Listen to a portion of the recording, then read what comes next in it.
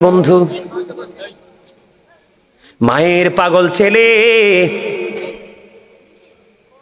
মাকে বন্ধু অনেক লম্বা সময় 5 থেকে 6 বছর পর্যন্ত মাকে কাঁধে করে, মা অসুস্থ, মাকে কাঁধে করে বন্ধু খানায় কাবাটা তাওয়াফ করিয়েছে, মানে কোলে করে খানায় কাবাটা তাওয়াফ করালো। খানায় কাবা তাওয়াফ করানোর পরে এবার সাদিকুত তাইয়ার নামে এক আবেদ ওনাকে প্রশ্ন করলেন, আমি আমার মাকে বছরের পর বছর, আমার মায়ের খুবই শখ খানায় কাবা তাওয়াফ করবে, আমি বছরের পর বছর আমি আমার মাকে কাঁধে করে করে খানায় কাবা তাওয়াফ করিয়েছি। সাদিকুত তাইয়ার নামক আবেদকে প্রশ্ন করলেন, আপনি বলে দেন গো আমার মায়ের ঋণ খানা শোধ হইছে কিনা। এবার সাদিকুত তাইয়ার নামক আবেদ ডাক দিয়ে বললেন, বন্ধু কেমন করে বুঝাইলে বুঝবারে মায়ের কত মর্যাদা, বাবার কত মর্যাদা আল্লাহর কাছে। সাদিকুত তাইয়ার নামক আবেদ একটা ডাক দিয়ে বলল, তুমি যদি 50,000 বছর যদি তোমার মাকে কাঁধে করে করে যদি খানায় কাবা তাওয়াফ করাও, যদি ঘোরাও, একটা রাত্রিতে নিজম রাত্রিতে মা ঘুমিয়েছিল, তুমি প্রস্রাব করেছিলে, প্রস্রাবের মধ্যে পড়েছিল মা দুঃখিনী, মায়ের স্তন চেপে ধরে তুমি দুধ পান করেছিলে, এমনি করে করে 50,000 বছর যদি মাকে কাঁধে করে ঘোরাও রে, কাঁধে করে চড়াও রে, তাহলে একটা রাত্রের দুধ পানের ঋণ শোধ হবে না। আমরা কি বুঝতে পারি মায়ের কাছে আমরা কতটা ঋণী, বাবার কাছে আমরা কতটা ঋণী? আপনারা বোঝেন না, আল্লাহ বলেছেন আমার গোলামি করো। কি করো? আল্লাহর গোলামি করো, আল্লাহর সাথে কাউকে শরীক করিও না। এই যে লৌহে মাহফুজের কোরআন, আল্লাহর অমীয় বাণী, যেটাকে বলা হয় দা হোলি কোরআন, পবিত্র গ্রন্থ, এই গ্রন্থের মধ্যে আল্লাহ রাব্বুল আলামিন মা বাবার কথা তুলে ধরেছে একাধিক বন্ধু সূরার মধ্যে। সূরা আনকাবুতের মধ্যে আল্লাহ রাব্বুল আলামিন বলেছেন যে আমি আমার বান্দাদেরকে অর্ডার করেছি মা বাবার সাথে সৎ ব্যবহার করার জন্য। জোরে জোরে বলেন না সুবহানাল্লাহ, আরো জোরে বলেন না সুবহানাল্লাহ। আপনারা কি দুর্বল হয়ে পড়েছেন? আরো জোরে বলেন, প্রমাণ দেই আমি আপনাদেরকে বন্ধু। আল্লাহ রাব্বুল আলামিন কি বলেছে দেখেন, ছোট্ট করে বলছি, ওয়া ওয়াসাইনাল ইনসানা বিওয়ালিদাইহি হুসনা। আল্লাহ রাব্বুল আলামিন বলে দিয়েছে, আল্লাহর বান্দাকে অর্ডার করেছে আল্লাহ রাব্বুল আলামিন, তোমরা তোমাদের বাবা মার সাথে কি করো? উত্তম আচরণ করো, ভালো আচরণ করো, প্রেমময় আচরণ করো। সুবহানাল্লাহ বলেন। আজকে মা বাবার কথা বললে অনেক সন্তান শুনতে চায় না। এরে বড়ুরা দলেশ্বরের যুবক বন্ধু, তোমরা সবাইকে আমি আমার হৃদয় থেকে বলছি, হৃদয় খুলে শোনো। জুরিস যেমন একজন আল্লাহওয়ালা ছিল, তিনি মানুষ নিয়ে আমল করতে পছন্দ করতেন না, মানুষের ভিড়ে তিনি থাকতে পছন্দ করতেন না।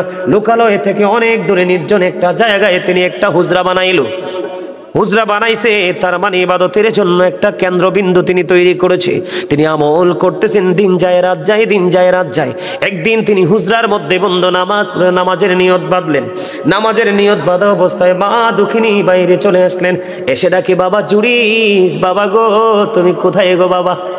আমি মা এসেছি তোমার সাথে দেখা করার জন্য। এখন খেয়াল করবেন, গভীর খেয়াল, জুরিস কিন্তু নামাজ পড়তেছে। কি করতেছে? সেজদার চাইতে, ইমানের পরে সেজদার চাইতে দামি আমল আর কিছু আসেনি। কপালে আল্লাহ, কপালটা আল্লাহর কুদরতি কদমে ঠেকানো, এটার চেয়ে দামি আমল আসেনি। খেয়াল করবেন বন্ধু, বুখারী শরীফের হাদিস, ছেলেটা নিয়ত নামাজ পড়তেছে, এদিক দিয়ে হুজরার বাহিরে থেকে এসে বন্ধু, ধরেন একটা এক্সাম্পল, হুজরা বললে অনেকে বোঝে না, সাধারণ মানুষ, ধরেন ঘরের ভিতরে ছেলে নামাজ পড়ে, বাহির থেকে মা ডাকতেছে, বাবা জুরিস, আমি মা এসেছি তোমার সাথে দেখা করবো। এবার জুরিস ডেকে ডেকে বলে, আল্লাহ গো, আমি তো নামাজের নিয়ত বেঁধে ফেলেছি, এখন আমি কি আমার মায়ের ডাকে সাড়া দিব, নাকি আমি নামাজ খানা চালিয়ে যাব? ওই সন্তান হযরত জুরিস, আল্লাহর বুজুর্গ বান্দা, সে কি করলেন? মায়ের ডাকে সাড়া দিলেন না। সাড়া না দিয়ে তিনি নামাজটাই চালিয়ে গেলেন। নামাজ শেষ হলো। নামাজ শেষ করার পরে এবার বাইরে এসে চাইয়ে দেখে মা দুঃখিনী বন্ধু বাইরে নাই, চলে গেছে। একদিন চলে গেল, জোরে কন্না আল্লাহু আকবার। আজকের একদিন চলে গেল বন্ধু, আবার দ্বিতীয় দিন দেখেন ভাগ্যের কি নির্মম পরিহাস এবং আমাদের জন্য কত বড় শিক্ষা। আল্লাহর হাবিব এই হাদিসের অংশ বিশেষ একটা মুমিনের জন্যই যথেষ্ট, আর বেশি ওয়াজের দরকার নাই বন্ধু। এবার কি করলেন হযরতে জুরিজ, আবার দ্বিতীয় দিন তিনি আবারও নামাজরত অবস্থায়, নামাজ চলাকালীন মা দুঃখিনী আসলো। মা দুঃখিনী এসে ডেকে ডেকে বললেন, বাবা বাবা গো, আমি আজকে এসেছি তোমার সাথে একটু দেখা করবো গো বাবা, তুমি আমাকে একটু দেখা দাও। এবার আজকেও জুরিজ মনে মনে ভাবে আগের মতো, মনিব ও আমার মাওলা, আমি আজকেও তো নামাজরত অবস্থায়, আমি কি নামাজ চালিয়ে যাব নাকি আমার মায়ের ডাকে আমি সাড়া দেব? আজকেও ছেলেটা মায়ের ডাকে সাড়া দিলেন না, চিন্তা করতেছেন আমি আগে নামাজটা শেষ করে ফেলি। নামাজ যখন শেষ হয়ে গেল বন্ধু, দ্বিতীয় দিন বাইরে এসে চাইয়া দেখে আজকে তো মা নাই। মা আজকেও চলে গেছে। 2 দিন পার নিব, আমি এক এক করে 3 দিন ছেলেটার সাথে দেখা করতে আসলাম, ছেলেটা আমায় দেখা দিল না। আমি মা আজকে তোমার কাছে দরখাস্ত দিয়ে গেলাম, তাকে বেশ্যা মহিলার মুখ না দেখাইয়া মরণ দিও না। জোরে জোরে বলেন নাউজুবিল্লাহ।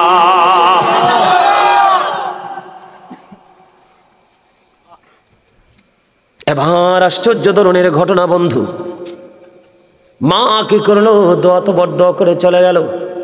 পাশেই বসবাস করতো এক বেশ্যা মহিলা, মহিলার পেটের মধ্যে বাচ্চা। ধীরে ধীরে ওই বেশ্যা মহিলার গর্ভ থেকে সন্তান প্রসব করলো। করার পরে মানুষ তাকে প্রশ্ন করলো, তুমি সন্তান তুমি কোত্থেকে নিয়ে এসেছো? বন্ধু আফসোস লাগে রে, এই পৃথিবীর সন্তান, ও বন্ধু এই পৃথিবীর সন্তানগুলোর কি অবস্থা হবে রে। বেশ্যা মহিলার যখন সন্তান পৃথিবীতে আসলো, মানুষ তাকে প্রশ্ন করতে লাগলো, তুমি সন্তান তুমি কোত্থেকে নিয়ে এসেছ? এবার এই বেশ্যা মহিলা একটা ডাক দিয়ে বলল, এই সন্তান আমি এনেছি ওই জুরিজ থেকে। জোরে জোরে বলেন না নাউজুবিল্লাহ। একবার বলেন আল্লাহু আকবার। আল্লাহর দোয়া মায়ের দোয়া আল্লাহ কবুল করছেনি। এবার দেখেন ছেলেটার পাওয়ার বোঝানোর জন্য, এত পাওয়ারফুল সন্তান হওয়ার পরেও মায়ের অভিশাপ দিতে লাগতে দেরি হয় নাই। অথচ এই সরল মনা জুরিজ, আল্লাহওয়ালা জুরিজ, ও বন্ধু তাকে একজন সুফি বা সাধক আমি বলতে পারি, ওই জুরিজ এই সম্পর্কে কিছুই জানে না। সরল মনা জুরিজ যখন শুনতে পাইল এই বাচ্চাটা বেশ্যা মহিলার গর্ভে জুরিজ থেকে এসেছে, বন্ধু তৎকালীন সময়ে মানুষগুলো পাগল পারা হয়ে গেল, পাগল দেওয়ানা হয়ে গেল বন্ধু। এবার জুরিজের কাছে চলে আসলো, জুরিজের হুজরাটা ভেঙে ফেললো, জুরিজকে প্রহার করা শুরু করলো, তাকে হুজরা ভেঙে টেনে হেসড়ে তার হুজরা থেকে বের করা হলো। আর সরল মনা জুরিজ ডেকে ডেকে বলে, বন্ধু তোমরা আমাকে বলো না আমি কি অপরাধ করেছি? কয় তোমার অপরাধ হলো ওই বেশ্যা মহিলার সাথে তুমি অবৈধ মেলামেশা করে বেশ্যা মহিলাকে তুমি গর্ভে সন্তান দিয়েছো। এবার আল্লাহওয়ালা জুরিজ, এবার দেখেন আমি সন্তান, তোমরা ভাই বাবা আমি তোমাদেরকে বোঝাচ্ছি, সন্তানটার এত বড় বুজুর্গ ছিল, এত পাওয়ারফুল ছিল সন্তানটা, এত বড় বুজুর্গ ছিল। এবার সরল মনা জুরিজ বন্ধু নামাজ পড়লেন, নামাজ পড়ার পরে এবার তিনি ডাক দিয়ে বললেন, এ বাচ্চাটাকে আমার কাছে নিয়ে আসো। অসংখ্য মানুষ ওই জুরিজের এই সিমটম দেখার জন্য চলে আসলো।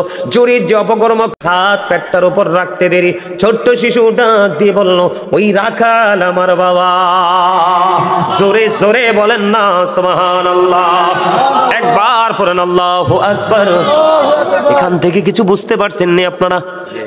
জুরিজের পাওয়ার আসেনি, মর্যাদা আসেনি।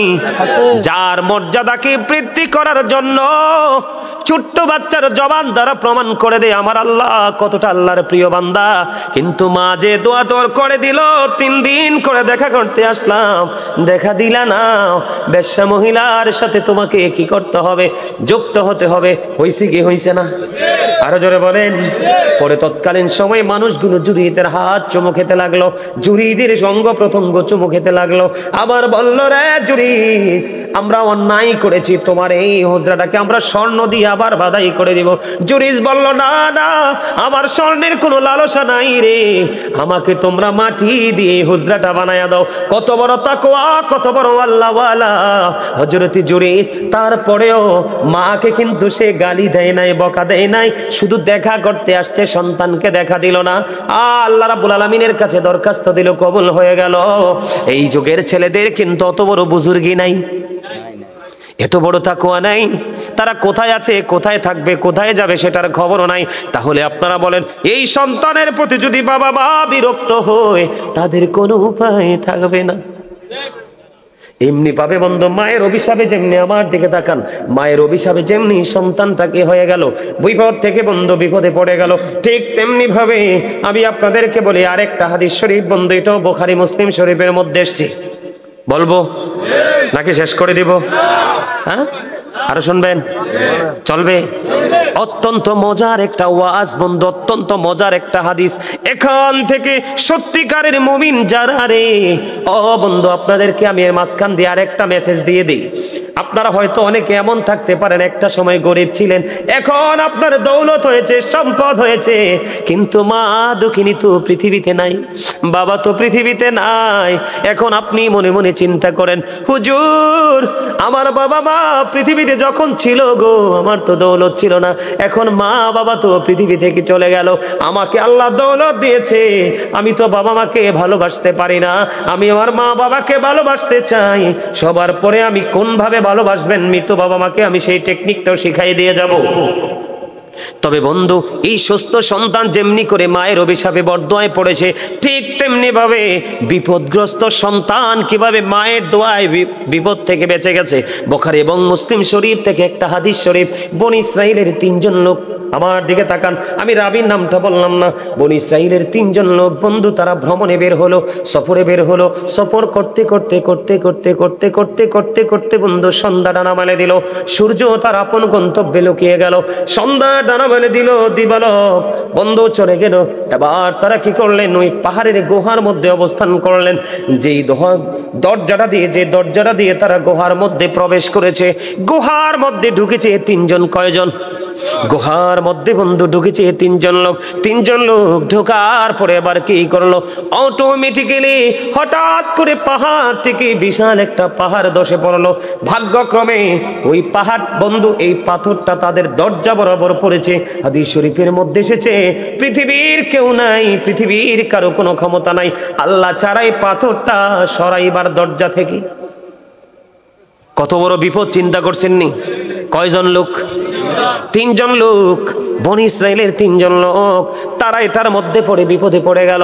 3 জন এটার মধ্যে বন্ধু আফসোস করতেছে, কি করব এখন, এত বড় পাথর দরজার মুখটা ফিলাপ করে দিছে, আমরা এখান থেকে কেমন করে বের হব? চিন্তা করতে করতে করতে করতে 3 জন মিলে একটা পরামর্শ করলেন। যেমন আজকে আপনাদের এই প্রোগ্রামটা একটা কিন্তু এদের মতো একটা এক্সাম্পল হতে পারে, যদি মন দিয়ে, হৃদয় দিয়ে, ভালোবাসা দিয়ে শুনতে পারেন। 3 জন পরামর্শ করলো, বন্ধু আমরা 3 জন তো বিপদে পড়ে গেছি, এখন বিপদ থেকে তোমাদেরকে বাঁচতে হবে, কি করণীয়? 3 জন মিলে পরামর্শ করে একটা সমাধান বের করলেন। সমাধানটা হলো, তারা 3 জন মিলে চিন্তা করলেন, আমাদের জীবনে তো অনেক ভালো কাজ করেছি, আমাদের জীবনে তো অনেক নেক কর্ম করেছি, প্রত্যেকের জীবনে স্পেসিফিক কোনো ভালো কাজের উসিলা দিয়ে আল্লাহর কাছে দরখাস্ত দাও, দেখি রে আল্লাহ আমাদেরকে বড় বিপদ থেকে বাঁচায় কিনা। সুবহানাল্লাহ বলেন না, আর জোরে বলেন না সুবহানাল্লাহ।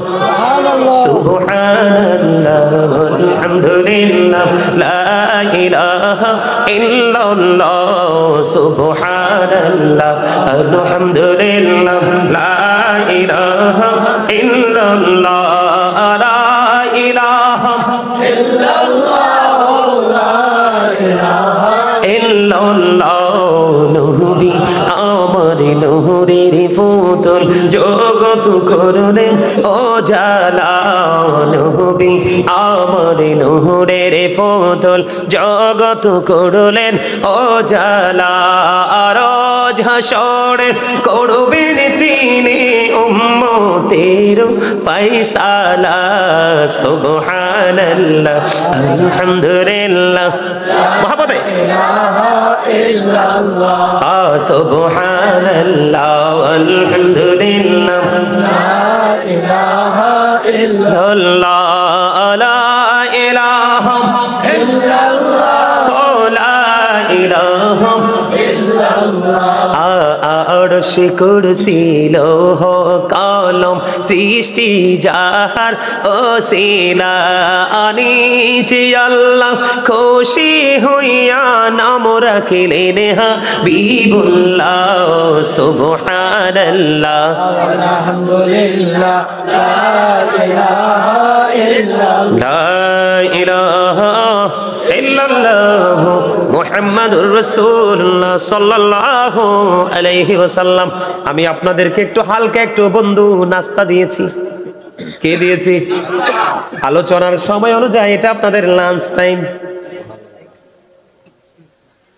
কারণ সকালে শুরু হয়েছে, তার মানে বিকাল থেকে শুরু হয়েছে, রাত্র 12টা পার হয়ে গেছে, তার মানে 100% এটা আপনাদের যারা জান্নাতের বাগানের মেহমান তাদের জন্য লাঞ্চ টাইম।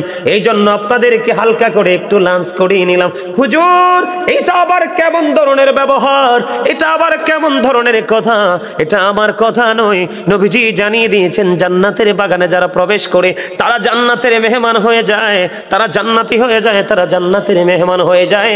জান্নাতের মেহমানদের জন্য খাবার হলো সুবহানাল্লাহ আলহামদুলিল্লাহ লা ইলাহা ইল্লাল্লাহ সুবহানাল্লাহ আলহামদুলিল্লাহ লা ইলাহা ইল্লাল্লাহ লা ইলাহা ইল্লাল্লাহ লা ইলাহা ইল্লাল্লাহ লা ইলাহা ইল্লাল্লাহ মুহাম্মাদুর রাসূলুল্লাহ সাল্লাল্লাহু আলাইহি ওয়াসাল্লাম। ও বন্ধু, এই নাস্তার স্বাদ হলো ব্যতিক্রম। পৃথিবীর বুকে দুপুরবেলা যে লাঞ্চ আমরা করি প্রতিদিন, ওই লাঞ্চ থেকে আসে দেহের প্রশান্তি। আর মাহফিলে আপনাদেরকে যে লাঞ্চ আমি করিয়েছি, ওই লাঞ্চ থেকে আসে আপনার রুহের প্রশান্তি। দুই ধরনের খাবার লাগে মুমিনের প্রতিদিন। একটা হলো পৃথিবী থেকে খুঁজে বের করা হয়, পৃথিবী থেকে খাওয়া হয়, এটা হলো মুমিনের দেহের খোরাক। আর এই সমস্ত বাগান থেকে যেটা সংগ্রহ করা হয়, এটা হলো মুমিনের জন্য রুহের খোরাক। বন্ধুরি আমার বলতেছিলাম, মনে আসেনি আপনাদের? 3 জন লোক পরামর্শ তাদের ফাইনাল হয়ে গেল। এর মধ্যে বন্ধু একজন সিদ্ধান্ত করলো, আমার জীবনে এমন একটা কর্ম আমি করেছিলাম যেটা একমাত্র আল্লাহ রাব্বুল আলামিনকে পাওয়ার আশায়। কর্মটা হলো কি একটুখানি বলে দেই, না হয় বুঝবেন না। প্রথম যিনি তার উসিলাটা আল্লাহর দরবারে তুলে ধরেছে, আল্লাহ কিন্তু বলেছে ইয়া আইয়ুহাল্লাযীনা আমানুত্তাকুল্লাহা ওয়াবতাগু ইলাইহিল উসিলা। আল্লাহ বলেছেন ঈমানদারগণ তোমরা আমাকে ভয় করো, আর ভয় করার পরে তোমরা উসিলা তালাশ করো। হুজুর উসিলাটা কি? ওয়াকুনু মা'আস সাদিকিন, ট্রুথফুল ম্যান, সত্যবাদী লোক, তার মানে হক্কানি আলেম এবং হক্কানি আল্লাহর ওলিরা। তোমরা তাদের সাথে যখন যুক্ত হয়ে যাবে রে, তখনই তোমাদের ধাপ একটার পর একটা সামনের দিকে অগ্রসর হতে থাকবে। প্রথম যিনি আল্লাহর দরবারে উসিলাটা দাঁড় করালেন, আল্লাহ রাব্বুল আলামিনকে একটা ডাক দিয়ে বললেন তিনি মনিব, ওই দিন যে আমি কাজটা করেছিলাম এটা শুধু তোমার সন্তুষ্টির জন্য করেছিলাম। কাজটা কি বন্ধু? ওই লোকটা হলো একজন কাঠুরিয়া। প্রতিদিন সকালবেলা তিনি যাইতেন কাঠ কাটার জন্য বাগানে, বাগান থেকে কাঠ কাটা শেষ করে এসে বন্ধু তিনি কি করতেন, ওনার বাড়িতে একটা দুধের প্রাণী ছিল, দুধ দহন করত। তিনি কি করতেন, কাঠ কেটে সে কাঠগুলো রেখে দিয়ে আগে তিনি দুধ দহন করতেন। দুধ দহন করে করে কাউকে আগে খাওয়াইতেন না। ওনার বিবি ছিল, সন্তান ছিল, বিবিকেও দিতেন না, সন্তানকেও দিতেন না। বিবি বিবি রে, ও আমার সন্তান, তোমাদের আদরও আমার কাছে কম না, কিন্তু তোমাদের আদরের চাইতে সবচেয়ে বড় আদর হলো আমার মা বাবা। সন্তান বাবা মার জীবন থেকে যদি একটা চলে যায়, আল্লাহ চাইলে 70 বছর, 50 বছর, 60 বছর আর একটা আসে। কিন্তু মা বাবা এমন অমূল্য সম্পদ রে, এটা জীবন থেকে একবার হারাই গেলে আর আসে না বন্ধু, আর ফিরে দেখা যায় না রে। কত মুরব্বীর চেহারা দেখা যায়, কিন্তু বাবাকে কারো মাঝে খুঁজে পাওয়া যায় না। আত্মীয় স্বজন কত বৃদ্ধা আমরা দেখতে পাই রে, মায়ের প্রতিচ্ছবি কত জনের মাঝে আমরা খুঁজে পাই, কিন্তু মা তো নাই, চিরদিনের জন্য চলে গেছে অচিন দেশে। বন্ধু ওই ছেলে কাঠুরিয়াটা ডাক দিয়ে বললেন, বন্ধু এমনি করে করে প্রতিদিন তিনি দুধ পান করায় মাকে আগে আইসা। বন্ধু একদিন তিনি দেরি করে আসলেন, আজকে আইসা দেখে বাবা মা ঘুমাই গেছে। বাবা মা যখন ঘুমিয়ে গেল, ইনি কিন্তু ধারাবাহিকভাবে তিনি একটা পাতিল হাতুনি তিনি দুধ দহন করেছে। হাদিস শরীফের মধ্যে সে যে দুধটা দহন করার পরে এবার ওনার সন্তান ডাক দিয়ে বলল, বাবা বাবা গো, আমাকে একটুখানি দুধ দাও না, আমি দুধ পান করব। ওই কাঠুরিয়া ডাক দিয়ে বলল, না না, আমার মা ঘুমিয়ে গেছে তো কি হয়েছে রে, আমি যতক্ষণ না পর্যন্ত মাকে দুধ খাওয়াইতে না পারবো ততক্ষণ আমি কাউকে দুধ দিব না, এবং আমি আমার মায়ের রুমের দরজাটাও আমি ছাড়বো না। বন্ধু কেমন সন্তান ওই কাঠুরিয়া! কাঠুরিয়া কি করলো, মা যে জায়গার মধ্যে ঘুমাইছে, ও বন্ধু দুধের পাত্রটা হাতে নিয়ে দাঁড়াইয়া রইল। দাঁড়াইয়া থাকতে থাকতে ফজরের আজান হয়ে গেল। মা দুঃখিনী বন্ধু উজু বানাইলো, উজু বানাইয়া যখন ফ্রেশ শেষ হয়ে গেল, ওই কাঠুরিয়া আগে তার মাকে দুধ পান করাইলো। এই যে দুধ পান করিলেন, সন্তানকে দিলেন না, বিবিকে দিলেন না।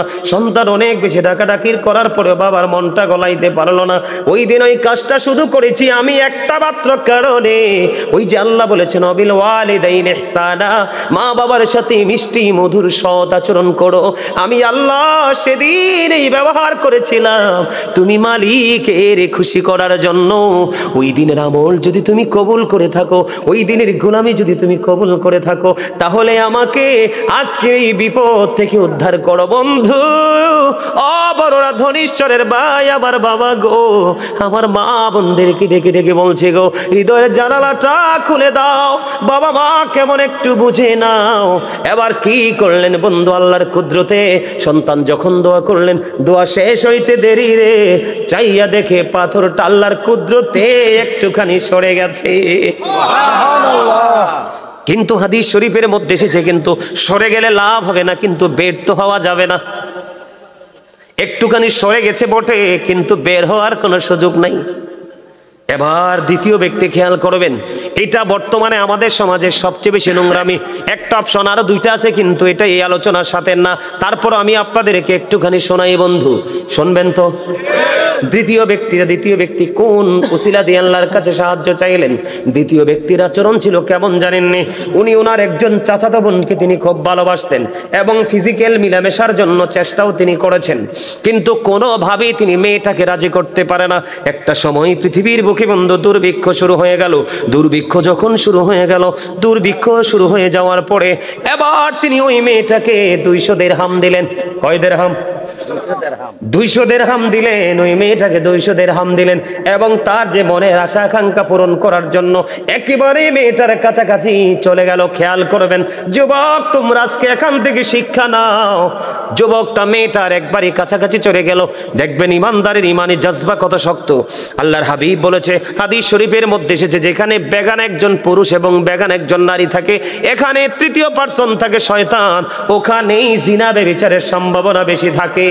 কিন্তু বন্ধু দুজনকে পরিচয় আছে, একজন আরেকজনকে কাছে পেতে চায়। কিন্তু বন্ধু সবচেয়ে বড় মজার খবর হলো গো, আপনি একটুখানি নজর দিয়ে চাইয়া দেখেন, ছেলেটা মেয়েটার একবারে কাছাকাছি গেছে। আমি আর অত কাছে গেছে সেটা বলতে চাই না, লজ্জাজনক বিষয়, আমার কাছে খারাপ লাগে। তার মানে একেবারেই ছেলেটা মেয়েটার কাছাকাছি চলে গেল। মেয়েটা এতটাই আল্লাহওয়ালা ছিল, আল্লাহ রাসূল প্রেমিক ছিল। মেয়েটা ওই দ্বিতীয় ব্যক্তিকে একটা ডাক দিয়ে বলল, না না, তুমি আমার ইজ্জত হরণ করে নিয়ে যাও না। আমাকে যিনি মোহরানা দিয়ে আমাকে যিনি বিয়ে করে বিবি বানাবে, ওনার জন্য সতীত্ব রক্ষা করতে হবে আমাকে। তুমি আমাকে নষ্ট করো না, আমার ইজ্জত তুমি লুটে নিও না। বন্ধু মেয়েটা যেমনি ভাবে আপত্তি করলো, ছেলেটা তেমনি ভাবে মেয়েটাকে ছেড়ে চলে আসলো। এবং ওই যে 200 দিরহাম দিয়েছিল বিনিময়, ছেলেটা ওই 200 দিরহাম পর্যন্ত দাবি তিনি ছেড়ে দিয়েছে। ওই ব্যক্তিটা হলো আজকের বিপদগ্রস্ত দ্বিতীয় ব্যক্তি। ওই ব্যক্তিটা আল্লাহর কাছে দরখাস্ত করে দিলেন, মালিক ওই দিন আমি অপরাধের এত কাছাকাছি গিয়েছিলাম, ওখান থেকে আমি ফিরে এসেছি মালিক, ওখান থেকে আমি সেদিন ফিরে এসেছিলাম শুধুমাত্র তুমি আল্লাহর কথা ভেবে, তুমি আল্লাহর দিদারের আশায়, তোমার সন্তুষ্টির জন্য। ওই দিনের আমল যদি তোমার দরবারে কবুল হয়ে থাকে গো, আজকে আমাকে এই বিপদ থেকে তুমি বাঁচাও। দোয়া শেষ হইতে দেরি বন্ধু গো, দোয়াটা শেষ হইতে দেরি, সঙ্গে সঙ্গে পাথরটা আরো একটু সরে যেতে দেরি করলো না। জোরে জোরে বলেন না সুবহানাল্লাহ। সুবহানাল্লাহটা কিন্তু আমাদের মধ্যে কিন্তু একটা দূষণীয় কাজ বিকট আকারে বৃদ্ধি পেয়েছে, জানেন কি জানেন না? এটা কোনটা বলবো নি? বাবা মার সাথে দুর্ব্যবহার আছে না নাই? আপনাদের এই ধনেশ্বরে আসেনি? বরিরা ধনেশ্বর গ্রামে আসেনি? আছে বন্ধু। আমি আজকে আপনাদেরকে বলবো, আমরা আলেমদেরকে ভালোবাসি ঠিক, সৌদও খাই ঠিক, আলেমদেরকে ভালোবাসি ঠিক, পরের হক নষ্ট করি ঠিক, আলেমদেরকে ভালোবাসি ঠিক, মিথ্যা বলাও ঠিক, আলেমদেরকে ভালোবাসাও ঠিক, সুদ খাওয়াও ঠিক, আলেমদেরকে ভালোবাসা ঠিক, ঘুষ খাওয়াও ঠিক। আমার ভাই একটু আগে আপনাদেরকে আগামী বছর মাহফিলের জন্য একটু সাহায্য চেয়েছে। উনি যেই পরিমাণ ভাবে, যেই সুন্দর করে আপনাদেরকে চেয়েছে, আপনারা কিন্তু সেই পরিমাণে দিতে পারেননি। কিন্তু আলেমদেরকে ভালোবাসেন। উনি কিন্তু বলেনি যে আপনি বাড়ি বিক্রি করে দেন, সন্তানের হক নষ্ট করে দেন, আপনার ক্ষতি করে দেন। তিনি কিন্তু এটা বলে না যে দানের মধ্যে আপনার জন্য ইহসান আছে সেটাই দেন। কথা বলেন না? আমরা ভালোবাসি ঠিকই, কিন্তু ভালোবাসার বাস্তবতা কিন্তু আমাদের মাঝে দেখতে পাই না। এর মধ্যে সবচেয়ে বড় জঘন্য এবং নোংরা, সবচেয়ে ঘৃণিত, সবচেয়ে নিকৃষ্ট একটা কাজ হলো পিতা মাতার কলিজায় বন্ধু আগুন দেওয়া। আল্লাহ রাব্বুল আলামিন বলেছেন, ওয়াবুদুল্লাহ ওয়া লা তুশরিকু বিহি শাইয়্যান ওয়া বিল ওয়ালিদাইনি ইহসানা। জোরে জোরে বলেন আল্লাহু আকবার। আল্লাহ রাব্বুল আলামিন বলে দিয়েছে, গভীর খেয়াল করবেন, এই কথা বলবেন না কিন্তু। আমি আলোচনা লম্বা করব না, একেবারে চমক চমক কিছু আপনাদেরকে কথা শোনাবো, আপনাদের যেন বুঝতে কোনো অসুবিধা না হয়, আপনাদের আবার যেন কষ্ট না হয়। গ্রামের মানুষ কিন্তু কর্মজীবী, শ্রমজীবী, কৃষিজীবী, ঠিক কিনা বলেন? এগুলো কিন্তু আমাদের মাথায় রেখে কাজ করতে হবে। আমাদের দেশের একটা ট্রেডিশন হলো বন্ধু, রাত 3টা পর্যন্ত হতে হবে, 2টা পর্যন্ত হতে হবে, 1টা পর্যন্ত হতে হবে, এখান থেকে বাড়ি আসতে হবে আমাদেরকে। দিন দিন মানুষ উইক হয়ে আসছে, দিন দিন মানুষ দুর্বল হয়ে আসছে, কাজের প্রতি মানুষের আগ্রহ বাড়াতে হচ্ছে। দিন যত যাচ্ছে মানুষের জীবন মান ততটাই চ্যালেঞ্জিং হয়ে যাচ্ছে। এই জন্য আপনাকে আমাকে প্রোগ্রামগুলোকে সাজানোর সময় ডিজাইনেবল করতে হবে। সকালে ফজরের যেন ক্ষতি না হয়, সকালবেলা কৃষকের কাজের জন্য ক্ষতি হয়, উনি একজন টিচার, ওনার টিচিংয়ের জন্য যেন কোনো অসুবিধা না হয়, সব কিছু মিলিয়ে আলোচনা করতে হবে। এবং পরিবেশটাতে এমনভাবে চিন্তা করতে হবে যেন আমার গ্রামের তৃণমূল পর্যায়ের মানুষ থেকে একবারে অনারেবল পার্সন পর্যন্ত সবাই যেন এই প্রোগ্রামে আসতে পারে, বসতে পারে, তাদের কারুর যেন কোনো অসুবিধা না হয়। আমি আপনাদেরকে বলি বন্ধু, এই জন্য আমাদেরকে একটু চিন্তা করতে হবে। রাত কিন্তু বেশি হয় নাই, হয়েছে বেশি, মাত্র উঠলাম, আলোচনাটা একটু গোছানোর দরকার আসেনি? আপনারা শুনতে রাজি আছেননি? আল্লাহ রাব্বুল আলামিন বলতেছে, ওয়াবুদুল্লাহ, তোমরা আল্লাহর ইবাদত করো, ওয়ালা তুশরিকু বিহি শাইয়্যা, আল্লাহর সাথে কোনো কিছুকে, কোনো বস্তুকে তোমরা শরীক করিও না। ওয়াবিল ওয়ালিদাইনি ইহসানা, মা বাবার সাথে সৎ ব্যবহার করো, উত্তম ব্যবহার করো।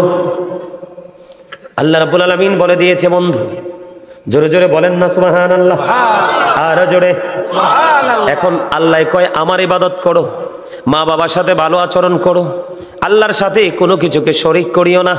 এখন আমাদের কিন্তু অন্য সব জায়গা ঠিক থাকলেও এই জায়গাটা ঠিক নাই, 2টা জায়গা ঠিক নাই। আল্লাহর গোলামি আমরা সঠিকভাবে করি না, মা বাবার সাথেও ভালো ব্যবহার আমরা করি না। আমাদেরকে মনে রাখতে হবে বন্ধু, paradise of the child under the feet of the mother, মায়ের পায়ের নিচেই সন্তানের জান্নাত। এখন মায়ের পায়ের নিচে যে সন্তানের জান্নাত, এই জায়গাটা বাবা মা বুঝাইতে হবে সন্তানকে।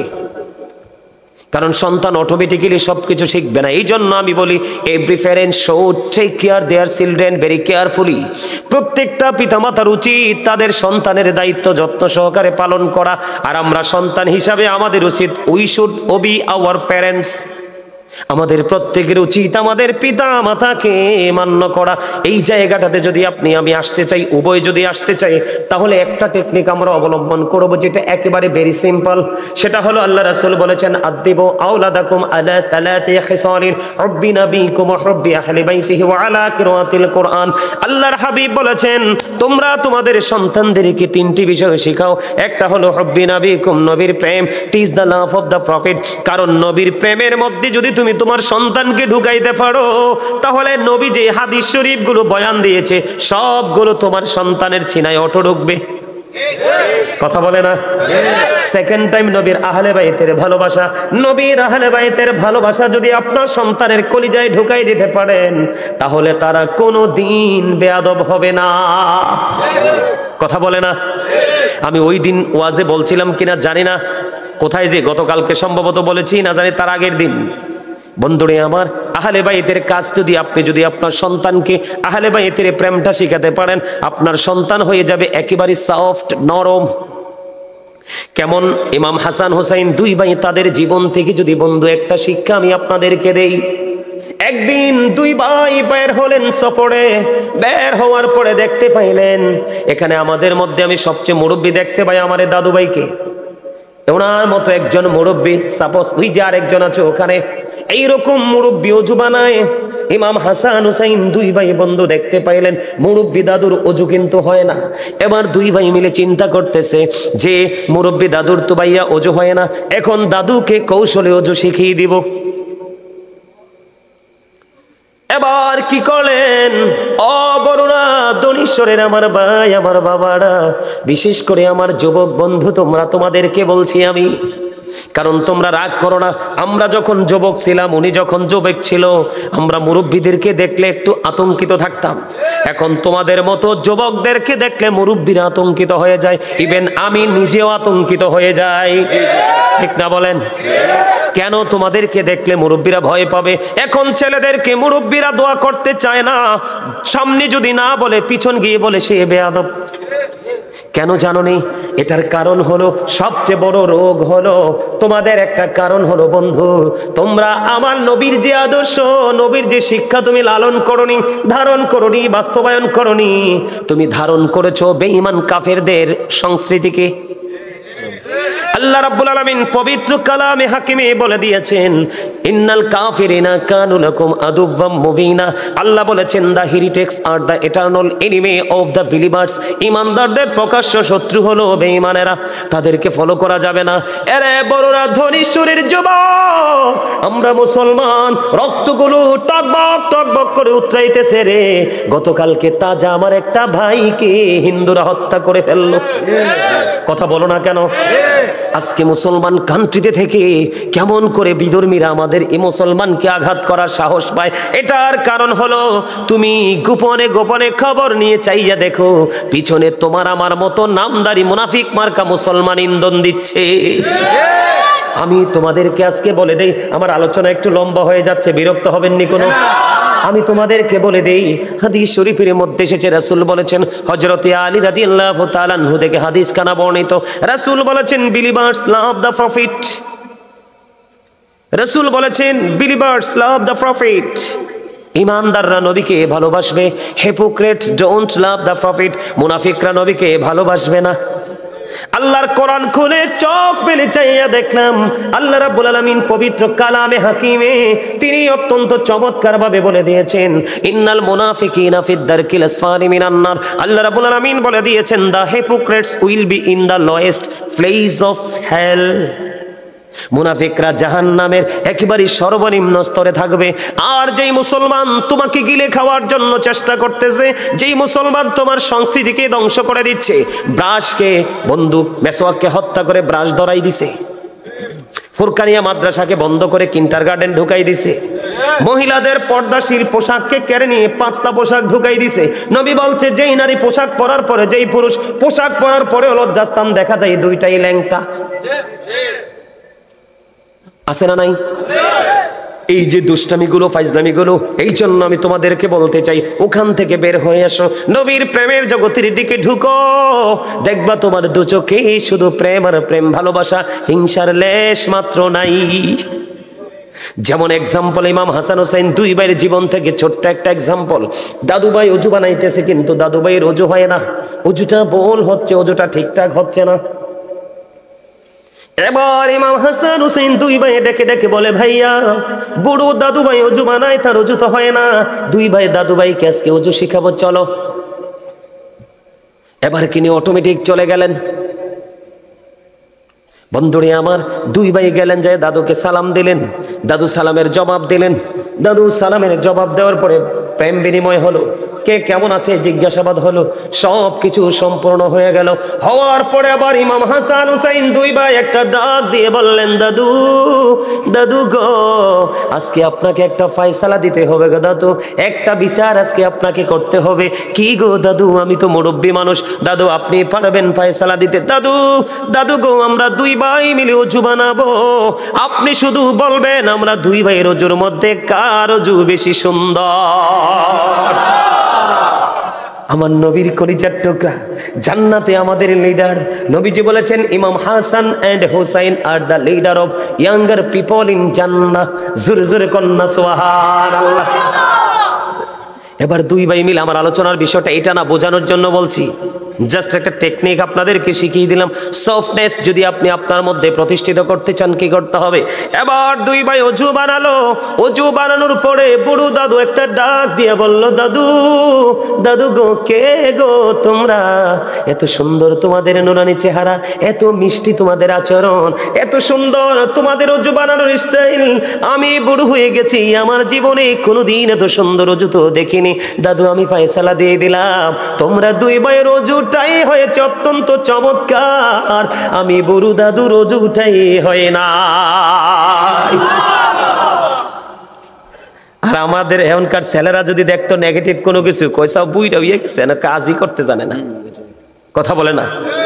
যদিও ভাষাটা মিডিয়ার সামনে এভাবে বলাটা উচিত হয়নি, না বলেও তো উপায় নাই, এরকম ভাবে কমেন্টস করি না আমরা।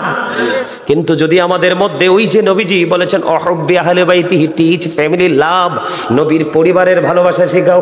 এরপরে বলেছেন, ওয়া আলা কিরাআতিল Quran, the holy Quran, learn to recite the holy Quran. রাসূল জানিয়ে দিয়েছে, তোমরা তোমাদের সন্তানদেরকে কোরআন শিখাও, কোরআন বোঝাও। আজকে যদি আপনার সন্তান কোরআন সম্পর্কে ইনস্ট্রাকশন জানা থাকতো, তাহলে কিন্তু আজকে একটা সন্তানও পিতামাতাকে কষ্ট দিত না। আল্লাহর কোরআন খুলে দেখলাম বন্ধু, আল্লাহর কোরআন খুলে দেখলাম আমি, আল্লাহ রাব্বুল আলামিন বলেছেন, তোমরা পিতামাতার সাথে এমন আচরণ করো, জীবদ্দশায় কোনোদিনও যেন বাবা মা তোমাদের দ্বারা শব্দটা যেন তারা না বলে। সুবহানাল্লাহ বলেন না কেন? আর ওই দিক দিয়ে আল্লাহ বলেছেন কি, ওয়াবিল ওয়ালিদাইনি ইহসানা, পিতামাতার সাথে কি করো? কথা বলেন না কেন? ভালো ব্যবহার করো, মিষ্টি ব্যবহার করো। কার অর্ডার? এখন যদি আমরা এই ব্যবহারটা করতে না পারি, আমাদের জীবন বাঁচবে না। দেখেন আল্লাহর হাবিব বলে দিয়েছেন, বন্ধু আমার দিকে তাকান, হযরতে আবু আব্দুর রহমান আব্দুল্লাহ ইবনে মাসউদ রাদিয়াল্লাহু তাআলা আনহু থেকে হাদিস কানা বর্ণিত, আমার নবীজি জানিয়ে দিলেন, আমার নবীকে বন্ধু প্রশ্ন করা হলো, ইয়া রাসূলুল্লাহ, ইয়া হাবিবাল্লাহ, নবী গো, ও প্রাণের নবী, আল্লাহর কাছে সবচেয়ে প্রিয় কাজ কোনটা? আমার নবীজি, আল্লাহ রাব্বুল আলামিন আমার নবীজি জানিয়ে দিলেন, সময় মতো নামাজ আদায় করা। তারপরে কোনটা? ইয়া রাসূলুল্লাহ, ইয়া হাবিবাল্লাহ, নবী গো, তারপরে কোনটা? নবীজি বলে দিয়েছেন, বাবা মার সাথে মিষ্টি ব্যবহার। তারপরে কোনটা? তারপরে বলা হয়েছে দ্বীনের জন্য যুদ্ধ করা। আমাদের দ্বীনের জন্য এখনো যুদ্ধ করার সময় হয় নাই। তার কারণ হলো ইমাম হুসাইন আমাদেরকে 61 হিজরিতে মুক্ত করে দিয়ে গেছে। আমি যদি বন্ধু তার উল্টো দিকের একটা হাদিস শরীফ আপনাদেরকে বলি, আল্লাহর হাবিবকে যখন প্রশ্ন করা হলো, আল্লাহ ইয়া রাসূলুল্লাহ ইয়া হাবিবাল্লাহ, আল্লাহর কাছে সবচেয়ে অপছন্দের কাজ কোনটা? তখন আমার নবী জানিয়ে দিলেন আল্লাহর সাথে কি করা?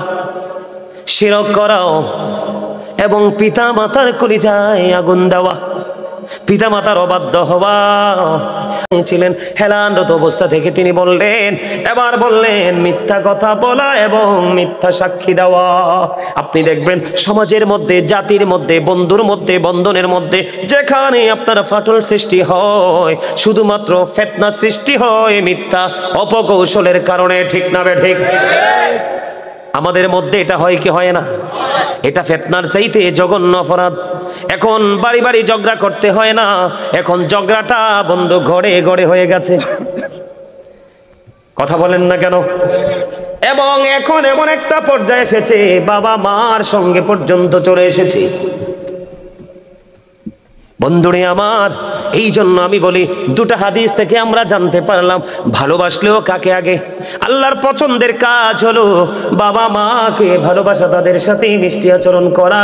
আবার যদি আল্লাহর অপছন্দের কাজ কোনটা জানতে চাই, এখানেও নবীজি জানিয়ে দিয়েছেন আল্লাহর অপছন্দের কাজ হলো বাবা মার কলিজায় আগুন দেওয়া। জোরে জোরে বলেন নাউজুবিল্লাহ। আপনার আমার কি করা উচিত বন্ধু? আপনার আমার মা বাবার সাথে ভালো আচরণ করা উচিত। নবীজি হাদিস শরীফ বর্ণনা করেছেন, হযরত আবু হুরায়রা রাদিয়াল্লাহু তাআলা আনহু থেকে হাদিস কানা বর্ণিত। আপনার আমার প্রাণের নবী, দু জাহানের বাদশা নবী, রাহমাতাল লিল আলামিন নবী, তিনি বলে দিয়েছেন, হতভাগা সে, হতভাগা সে, হতভাগা সে। ইয়া রাসূলুল্লাহ, কে গো সেই হতভাগা? ইয়া রাসূলুল্লাহ, আমার নবীজি জানিয়ে দিয়েছেন বাবা মা উভয় বেঁচে আছে অথবা একজন বেঁচে আছে। এই একজন অথবা দুইজনকে পাইলো, পাওয়ার পরেও যদি সন্তান বাবা মাকে ভালোবেসে আদর করে সম্মান দিয়ে মর্যাদা দিয়ে যদি জান্নাতি হতে না পারে, আল্লাহর প্রিয় হতে না পারে, আল্লাহর দিদার প্রাপ্ত বান্দাদের অন্তর্ভুক্ত হতে না পারে, তাহলে তার মতো হতভাগার কেউ হতে পারে না। আমাদের অনেকের বাবা মা দুজনই আছে। আমার নিজের একবারে কাছের মানুষ দেখছি, বিয়ের পরে বউ নিয়ে বন্ধু, বাবা নাই, মা আছে, ঘরে উপযুক্ত বোন আছে। বিয়ের পরে বিবির কথা অনুযায়ী মা বাবা মা ছেড়ে অনেক দূরে চলে এসেছে, মায়ের খবরও নেয় না। উপযুক্ত বোন আছে বন্ধু, যেই রকম ভাবে খবর নেওয়ার কথা সেই রকম নেয় না। আমার আশেপাশে আমি দেখেছি বন্ধু, মা অসুস্থ হয়ে আছে, চোখে দেখে না, হাঁটতে পারে না, সন্তান বিবি নিয়ে সন্তানদের কিনে মন খোলাসা ভাবে চলাফেরা করছে, মাকে হাঁটায় না। ও বন্ধু, আমি আপনাদেরকে আজকে আলোচনা শোনাবো। আমি আপনাদেরকে বলতে চাই, এই পৃথিবীতে আসার মূল মাধ্যম হলো বাবা মা।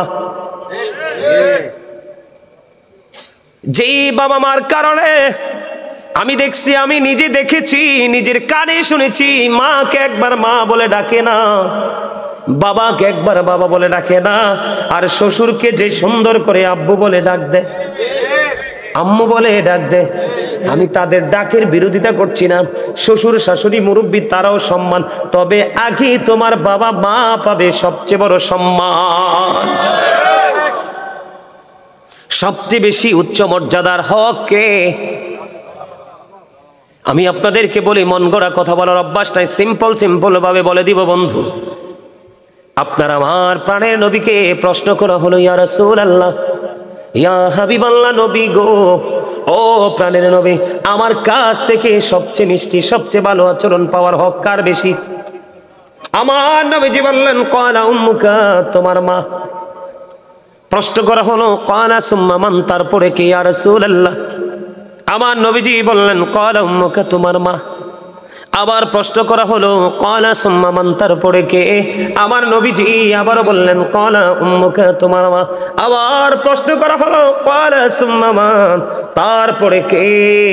আমার নবীজি এবার বললেন, ক্বালা আবুকা। সুবহানাল্লাহ। তিনবার মায়ের কথা বলেছে, একবার বাবার কথা বলেছে। এর মানে এই জন্যই না যে বাবার সম্মান কমে গেছে। আল্লাহর হাবিব বলে দিয়েছেন, যেই সন্তানটা বাবার অবাধ্য এই সন্তানটা আল্লাহর অবাধ্য। যেই সন্তানকে বাবা সহ্য করতে পারে না একে আল্লাহ নিজেও সহ্য করে না। বাবা মার মর্যাদাটা আপনাকে আমাকে বন্ধু বুঝে নিতে হবে। আমার দিকে তাকান,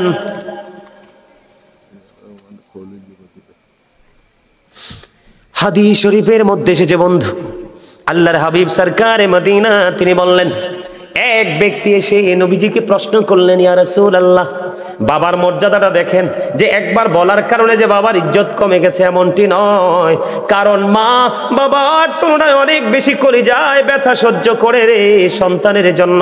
মায়ের মতো ত্যাগী নারী পৃথিবীতে আর কেউ হতে পারে না। আমরা যদিও পুরুষ, বাংলার জমিনে দেখেন অনেক এক্সাম্পল আছে বন্ধু, অনেক মৌলবী পর্যন্ত আছে, হাফেজ পর্যন্ত আছে, আলেম পর্যন্ত আছে, সন্তান একটা দুইটা ফালাই চলে গেছে, কিন্তু এমনও মা আছে রে একটা সন্তানের দিকে তাকায়া তার জীবনটাকে কুরবানি করে দিছে। আছে না নাই? আমাদের এলাকাতে বন্ধু একজন আমি দেখেছি, ওনার একটা মাত্র মেয়ে, মেয়েটা গর্ভে থাকা অবস্থায় নাকি ওনার স্বামী চলে গেছে।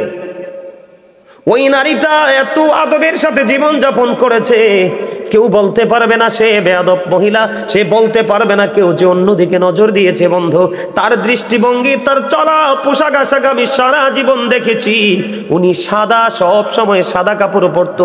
আমার জীবনে কোনোদিন আমি রঙিন কাপড় ওনার পরনে আমি দেখিনি, অথচ উনি 100% ইয়াং। আল্লাহ দিয়েছে ওনাকে কন্যা সন্তান। এই কন্যা সন্তানের দিকে তাকাইয়া আর জীবনে কোনো স্বামী সংসারে যায় নাই। এই সন্তানের দিকে তাকাইয়া এখন তিনি বুড়ো হয়ে গেছে, বৃদ্ধ হয়ে গেছে, চুলগুলো পেকে গেছে বন্ধু, উনি কোনোদিন বিয়েতে যায় না। এই মায়ের কলিজায় যদি সন্তান আঘাত দেয় রে, আল্লাহর আরশ পর্যন্ত কেঁপে ওঠে। এই জন্য নবীজি বলে দিয়েছেন বন্ধু, তিনবার প্রশ্ন করা হয়েছে, তিনবারে মায়ের কথা বলা হয়েছে, আর একবার বাবার কথা বলা হয়েছে। এই জন্য বাবার ইজ্জত বন্ধু কমে যায়নি। নবীজির কাছে এক ব্যক্তি এসে প্রশ্ন করলো, ইয়া রাসূলুল্লাহ, ইয়া হাবিবাল্লাহ, নবী গো, আমার দৌলত আছে, সম্পদ আছে, সবই আছে, আমার বাবা আমার সম্পদ নিজের মতো করে ব্যয় করতে চায়, নিজের মতো করে খরচ করে। এবার আমার রাসূল বললেন, তুমি তোমার সম্পদ নয়, তুমি নিজেও তোমার বাবার সম্পদ। কথা হাদিস শরীফের মূল ভাষাটাকে আপনারা বুঝতে পারছেন? আল্লাহর হাবিব বলে দিয়েছেন, শুধু তুমি না, শুধু তোমার সম্পদ না, তোমার উপার্জিত অর্থ নয়, শুধু তোমার অর্থ না, তুমি নিজেও তোমার বাবার সম্পদ। বাবা যেমনি চাইবে এমনি তোমাকে ইউজ করতে পারবে, তুমি না করতে পারবা না। এই জন্য বন্ধু কোরআন হাদিস করলে দেখা যায় বাবা মাকে ভালোবাসা একটা সন্তানের জন্য ফরজ, আর বাবা মার করে যায় আগুন দেওয়া, তাদেরকে দুঃখ দেওয়া আমাদের জন্য হারাম। আপনি বলেন, যদি মায়ের পায়ের নিচে যদি জান্নাত হয়, বাবা মায়ের চেহারার দিকে আপনি তাকাইয়া মনে মনে বললেন, মাবুদ আমার মা কেমন জানি হয়ে গেছে, আমার মা দুর্বল হয়ে গেছে, আমার মা অসুস্থ হয়ে গেছে, কি হয়েছে গো? আপনার মায়ের চেহারাটার দিকে তাকাইয়ে আফসোস আপনার অন্তরে চলে আসলো, মায়ের জন্য বন্ধু হৃদয়ে আগুন শুরু হয়ে গেল।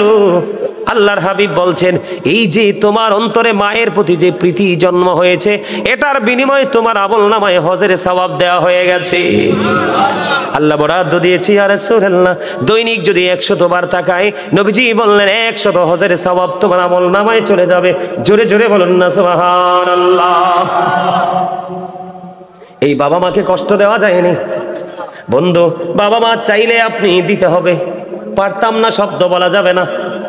আর পৃথিবীতে আমার মনে হয় এমন কোন মা বাপ নাই রে যেটা সন্তানের জন্য কষ্ট হবে সেটা মা বাবা চায়। কথা বলেন না? আমার ওয়াজে কি মনোযোগ নাই আপনাদের? পৃথিবীতে এমন কোন বাবা মা আসেনি সন্তানের জন্য এটা চাইলে কষ্ট হবে, এইটা কোনোদিন কোনো বাবা মা চায় না। বাবা মা চায় আমি দুঃখের মধ্যে থাকি বন্ধু। কিছুদিন আগে আমাদের বাড়ির পাশে, আজকে মনে 2 দিন বা 3 দিন, 2 দিন হবে, একজন স্কুলের একজন ম্যাডাম মৃত্যুবরণ করেছে। সকালবেলা রান্না করেছে, স্কুলে যাবে, কি? আমি শুধু কথাটা আমি শুনছি, আমি প্র্যাকটিক্যালি শুনি নাই, মহিলাদের মুখ থেকে শুনছি বন্ধু। ম্যাডাম একদম ইয়াং, একটা ছেলে একটা মেয়ে, ছেলেটা ক্লাস 9-এ পড়ে। আমি শুনেছি আমার পরিবারে যারা ওই ম্যাডামকে দেখতে গিয়েছিলেন, ওনার মা বৃদ্ধ এখনো বেঁচে আছে রে। যদি উনি সরল মনে বলে ফেলেছে, কথাটা জানে না, উনি বলেছে আজরাইল, আজরাইল রে আমি বুড়ো হয়ে গেছি রে, আজরাইল তুমি কি আমায় নিতে পারলা না? আমার চোখের সামনে থেকে আমার এই মেয়েটাকে কেমন করে তুমি কেড়ে নিয়ে গেলা? জোরে জোরে বলেন আল্লাহু আকবার, একবার বলেন না সুবহানাল্লাহ। মা নাকি চিৎকার করে বারবার বলছে আজরাইল তুমি আমায় কেন নিলা না? আমাকে কি তুমি দেখতে পাইলা না রে আজরাইল? আমি কেমন করে সইব? আমার চোখের সামনে আমার সন্তানের লাশ। বন্ধু, পৃথিবীর বুকে ভারী যদি কোনো কিছু থাকে রে, এটা হলো মা বাবার কাঁধে সন্তানের লাশ। এর চেয়ে ভারী আর কোনো কিছু নাই পৃথিবীর বুকে, ঠিক কিনা বলেন? আমারও একটা ছোট ভাই মারা গেছে, সে রবিউল আওয়াল নাম ছিল বন্ধু তার। আমার মনে আছে রে, আমার ভাইটা যখন ইন্তেকাল করেছিল, আমার মা পুরো পাগল হয়ে গেছিল। আমার মা বলতো যে পৃথিবীর কোথায় গেলে আমার কলিজায় শান্তি মিলবে রে, আমি কোথাও গেলে আমি শান্তি খুঁজে পাই না। কোথায় গেলে শান্তি পাবো?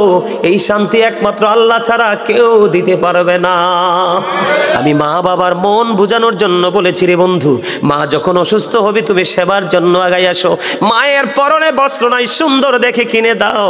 মা যেটা খেতে পছন্দ করে তুমি মনে মনে নিয়ত করো, মালিক আমার মা তো এই জিনিসটা খেতে মনে চায়, মা পছন্দ করে, আমার তৌফিক নাই, যেই তৌফিক আছে এটার স্বল্প পরিমাণ দিয়ে তুমি নিয়ে আসো।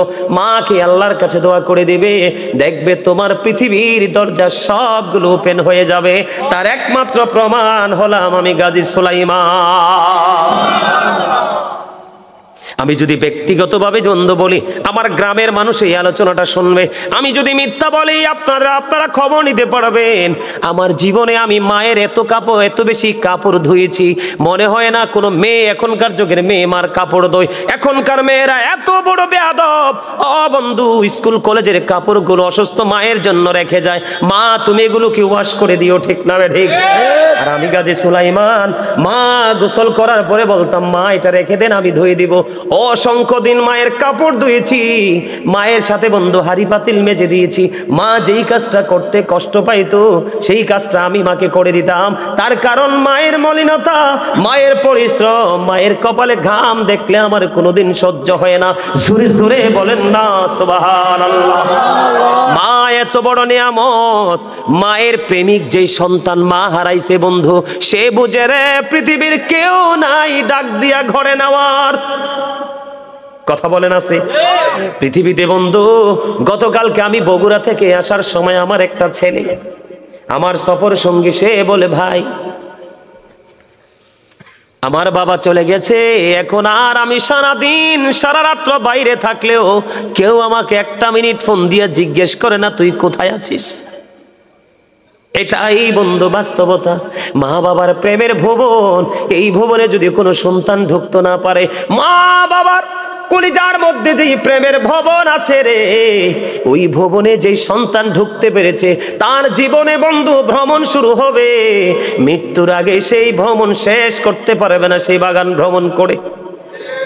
এটা পৃথিবীর সকল কিছুর চাইতে বড় মা বাবার কলিজায় বন্ধু যেই বাগানটা আছে। কিন্তু সন্তানগুলো একটুখানি সুখের জন্য মা বাবার কলিজায় বন্ধু আগুন জ্বালাই দেয়। এই আগুন তোমাকে উপরে বন্ধু পুড়িয়ে ছাই করে দিবে, কোনো দিন তুমি বুঝতে পারবা না। এই কারণে আমি ওই ছোট্ট কালে ক্লাস 9-10-এ যখন পড়ে একটা গজল লিখেছিলাম বন্ধু বাবা মাকে নিয়ে। কেমনে গেলা পাখি দিয়া মাগো আমায় একা ফেলে, দিবানিশি তুষের আগুন এই হৃদয়ে জ্বলে। বলেন কেমনে গেলা পাখি দিয়া মাগো আমায় একা ফেলে, দিবানিশি তুষের আগুন এই হৃদয়ে জ্বলে। হায়রে কান্দা কান্দা হইছে রে নদী মা, হায়রে কান্দা কান্দা হইছে রে নদী আমার নয়ন জলে,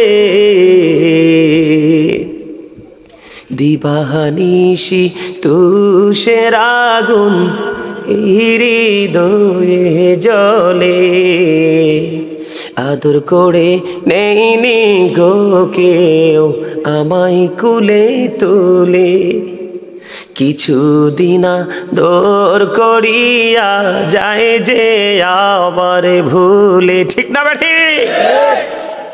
সন্তানের জন্য চিরস্থায়ী কোল হলো বাবা মার কোল, এর বাইরে আর কোনো কোল নাই যে টেকসই আছে। কথা বলেন না কেন?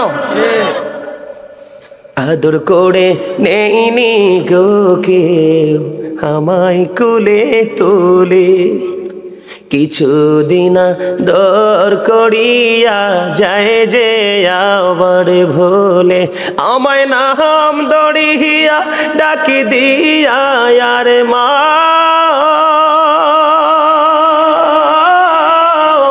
আমায় নাম দড়িয়া ডাকি দিয়া আর কে নিবে রে ঘরে, দিবানিশি তুষের আগুন এই হৃদয়ে জ্বলে। ঠিক না বা ঠিক? ডাক দিয়ে নেওয়ার মতো কেউ আসেনি? বন্ধু, সেই ছোট্ট থাকতেই গজলটা লিখেছিলাম, অনেক বড়, অনলাইন থেকে ভাল লাগলে শুনে নেবেন। যেটা আমি বলতে চেয়েছিলাম বন্ধু, বাবার অবাধ্য হইলে আল্লাহর অবাধ্য। বাবা যা চায় তা দিতে হবে, মা যা চায় তা দিতে হবে, মাকে কষ্ট দেওয়া যাবে না। বন্ধুরে আমার, যদি কষ্ট দাও, তুমি আল্লাহ এবং আল্লাহর হাবিবের কথার উপর কথা বলেছো, আল্লাহ রাসূলের কণ্ঠস্বরের উপর তুমি কণ্ঠস্বর উঁচু করেছো, আল্লাহর হাবিব বলেছে তুমি করো না, তুমি করেছো। কথা বুঝতে পারছেন নি? বন্ধুরে আমার, আল্লাহর হাবিবের কণ্ঠস্বরের উপর যদি আপনার কণ্ঠস্বরটা উঁচু হয়ে যায়, আপনার জীবনের যত কর্ম এগুলো মনে অজান্তে বন্ধু শেষ হয়ে যাবে। জোরে জোরে বলেন আল্লাহু আকবার। আমি আপনাদেরকে বন্ধু একটা হাদিস শরীফের একটা অংশ বিশেষ আপনাদের সামনে তুলে ধরবো। ছোট্ট একটা হাদিস, আমার দিকে তাকান, আমি আগে নেগেটিভটা আপনাদের সামনে তুলে ধরবো বন্ধু। নেগেটিভটা এমন ভাবে আমি আপনাদের সামনে তুলে ধরবো। হযরতে জুরাইজ নামে আল্লাহর একজন প্রিয় বান্দা ছিলেন। ওই জুরাইজ মানুষকে নিয়ে একত্রিত হয়ে আমল করতে তিনি পছন্দ করতেন না। লোকালয় থেকে অনেক দূরে উনি একটা হুজরা বানিয়েছিলেন। হুজরাটা বানিয়েছিলেন তিনি মাটি দিয়ে। গভীরভাবে খেয়াল করবেন বন্ধু, অত্যন্ত গুরুত্বপূর্ণ শিক্ষা। আপনার জীবনে নামাজের সওয়াব আছে, দানের সওয়াব আছে, ও বন্ধু সব ধরনের নেক আমল আপনার জীবনে আছে, কিন্তু বাবা মার সাথে ভালো সম্পর্ক নাই, আপনার এই আমল কখনোই আল্লাহর দরবারে গ্রহণযোগ্য নয়। পৃথিবীর কোনো আমল আপনাকে আল্লাহ পর্যন্ত পৌঁছাতে পারবে না, যেটা যত তাড়াতাড়ি ও বন্ধু বাবা মার ভালোবাসা আপনাকে নিয়ে যেতে পারবে। আপনারা এখান থেকে শিখতে পারবেন বন্ধু। অনেক আলোচনা করব, থাকবেন তো? সবাই শুনতে রাজি তো? কে কে শুনতে রাজি হাত তোলেন। মারহাবা।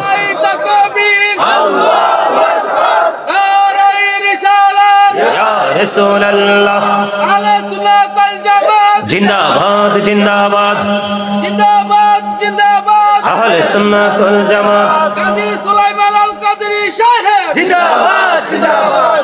বানেশ্বরের পক্ষ, ধনেশ্বরের পক্ষ থেকে লাল গোলাপ শুভেচ্ছা। না, যে দূর কইছে এর দূরে লোক দেখলে মনে হয়নি যে নারাই দিতে পারবো। এই জন্য বলছি, আপনার চামড়া কিন্তু বড় জিনিস না, আসলে হচ্ছে ভিতরেরটা।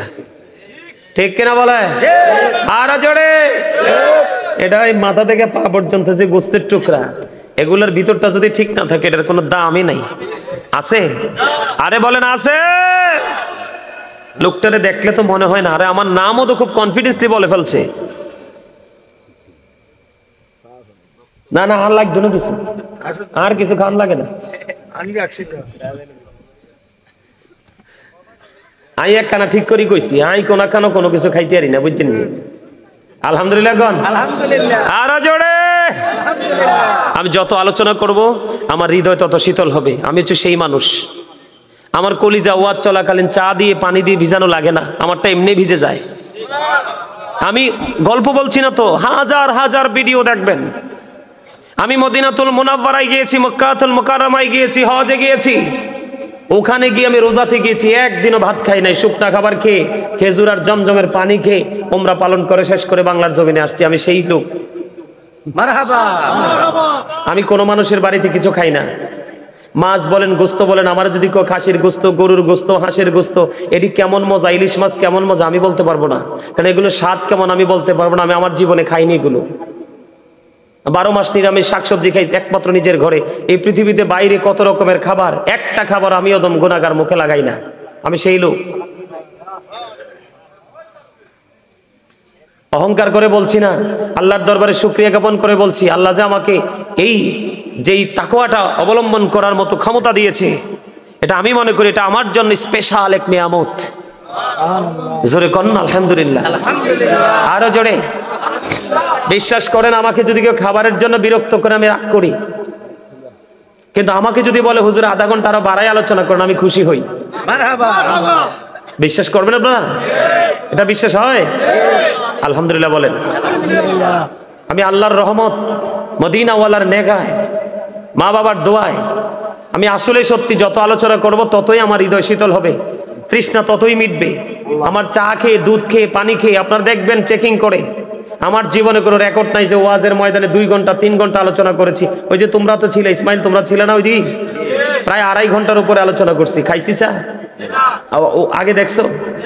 আমার কিছু লাগে না। কনা আমিন। আরো জোরে কনা আমিন। আরো মহব্বতে কনা আমিন।